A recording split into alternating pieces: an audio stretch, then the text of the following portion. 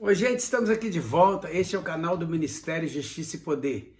O Ministério Justiça e Poder é um ministério com especialidade em levar o ensino cristão. Estamos fazendo isso. Levamos cursos gratuitos aí na sua igreja. Estamos nas redes sociais, no site que aparece aí na sua tela, no Instagram, com uma página no Facebook, no Twitter. O nosso ministério está aqui para oferecer um ensino cristão para você aí, que tem sede da palavra de Deus. Vamos à pergunta de hoje? A pergunta de hoje é do pastor Samuel. O homem pode casar-se quantas vezes? Caso seja divorciado, pode se casar novamente? Interessante isso aí, né? Primeira coisa, vamos ver o texto básico disso aí, o texto de Mateus 19. Estou lendo a partir do versículo 1, tá, gente? Quando acabou de dizer essas coisas, Jesus saiu da Galiléia e foi para a região da Judéia, no outro lado do Jordão. Grandes multidões o seguiam e ele as curou ali. Alguns fariseus aproximaram-se dele para pô-lo à prova e perguntaram-lhe: é permitido ao homem divorciar-se de sua mulher por qualquer motivo? E ele respondeu: vocês não leram que no princípio o Criador os fez homem e mulher? E disse: por essa razão o homem deixará pai e mãe, se unirá à sua mulher, e os dois serão uma só carne. Assim eles já não são dois, mas uma só carne. Portanto, o que Deus uniu, ninguém separe. Perguntaram-lhes eles: então por que Moisés mandou-nos dar certidão de divórcio à mulher e mandá-la embora? Jesus respondeu: Moisés permitiu que vocês se divorciassem de suas mulheres por causa da dureza do coração de vocês, mas não foi assim desde o princípio.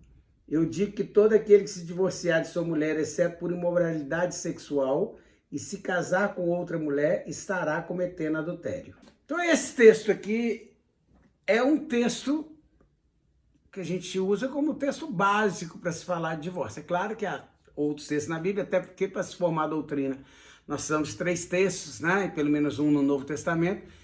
Tem textos no Antigo Testamento que vão tratar da questão do divórcio, tem o texto de Coríntios 7, que também trata dessa questão. Mas o importante aqui é como resolver essa questão. Até porque, né, se nós pensarmos na igreja de anos atrás, nós tínhamos poucos casos de divorciados nas igrejas. Hoje em dia são muitos. Então é um assunto relevante que precisa ser tratado, né? Hoje em dia são muitas pessoas. O que Jesus está dizendo? Na verdade, haviam 2 escolas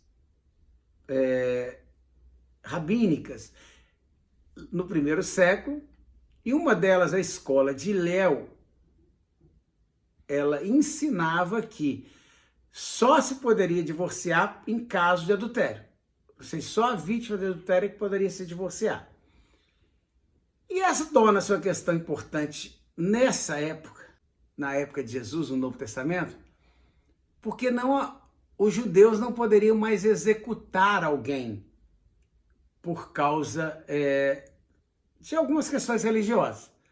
Os judeus não poderiam matar, eles poderiam prender, julgar, até mandar açoitar, mas não poderiam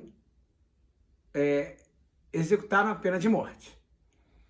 Então, neste caso, aquela questão que vinha do Antigo Testamento, em que se alguém adulterasse, essa pessoa seria morta, então, automaticamente, o marido ou a esposa, a vítima de adultério, estaria viúvo. Mas, nesse caso, isso não poderia ser mais feito. Então, se definiu, então, pela escola de Hilel, que nesse caso, somente neste caso, se daria certidão de divórcio, separaria. E a outra escola vai dizer, não, qualquer caso, né, queimou o feijão, você pode divorciar.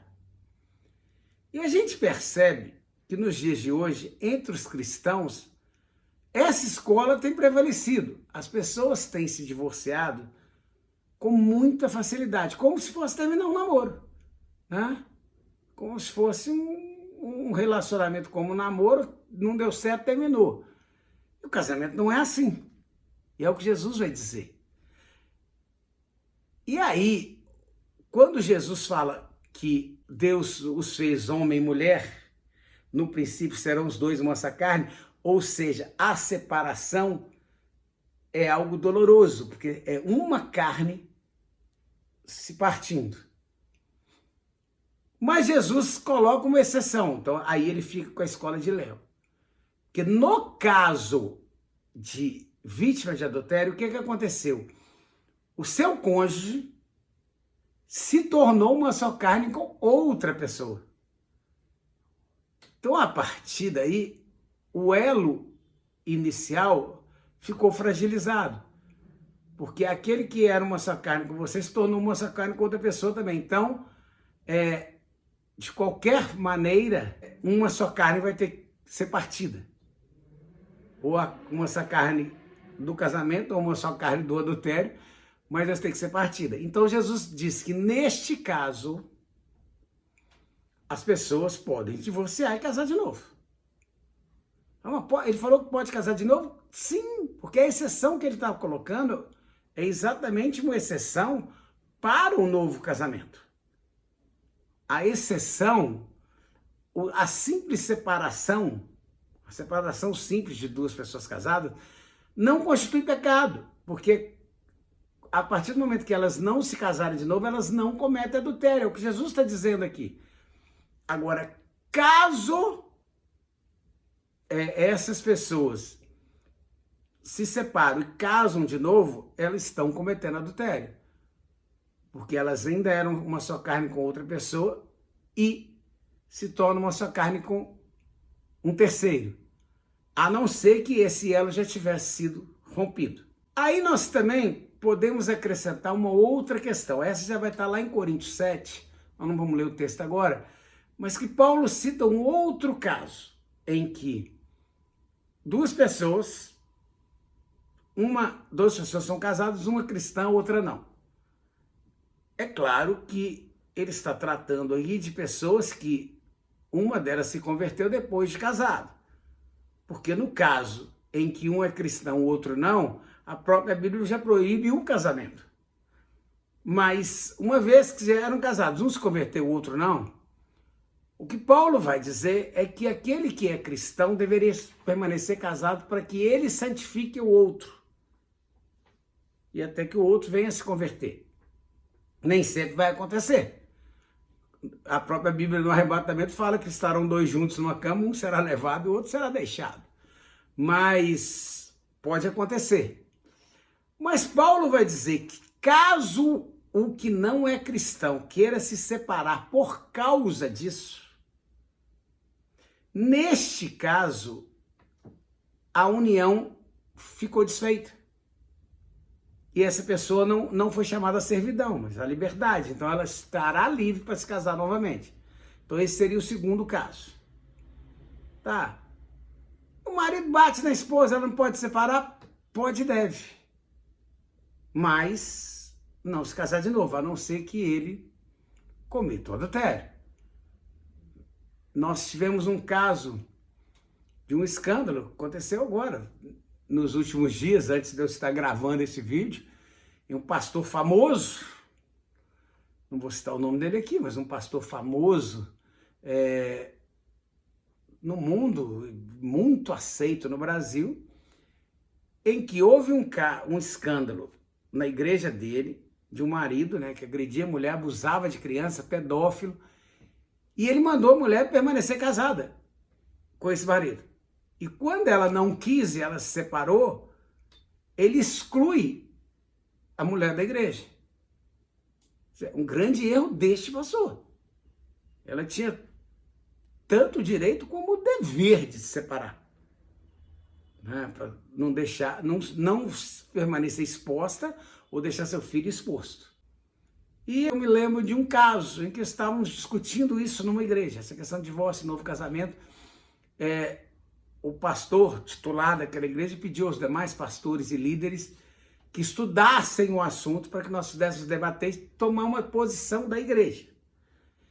E eu me lembro que um dos pastores defendeu a ideia de que não se poderia divorciar em caso nenhum, porque a pessoa, quando se casou, fez um voto até que a morte nos separe. Então, como não houve morte, a pessoa não poderia se separar. Só que quando se faz esse voto, antes se faz o voto de permanecer fiel. E aí, neste caso, como o voto da fidelidade já foi rompido, o voto de até que a morte nos separe não tem mais valor, porque o voto já tinha sido rompido antes. Então, encerrando, pode-se divorciar e casar de novo? Quantas vezes? Sim, desde que seja vítima de adultério, ou seja, um crente que foi abandonado pelo incrédulo por causa disso, por ser crente. Chegamos ao final desse vídeo. Semana que vem estaremos de volta. Se você gostou, peço que deixe aí seu like, se inscreve no canal caso não seja inscrito, ative o sininho do nosso canal para receber as nossas notificações. Se você tem uma dúvida, como o pastor Samuel tem, envie-nos a sua dúvida. Nós estaremos respondendo aqui. Esse é o nosso compromisso. Até semana que vem.